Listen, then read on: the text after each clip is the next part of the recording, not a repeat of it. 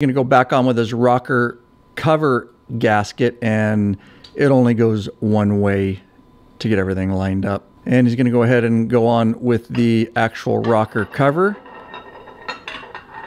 Just seating that into place here, working it in there. And he'll start going in with the 6 bolts. There's 3 on the left side and 3 on the right side here. The shorter ones go over there on the left side that he's putting in now, and the longer 3 go on the right side. So just note that.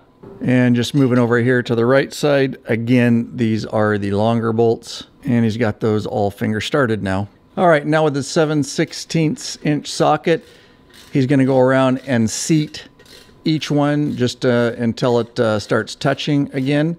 And we are going to do it in the specific pattern that we're supposed to.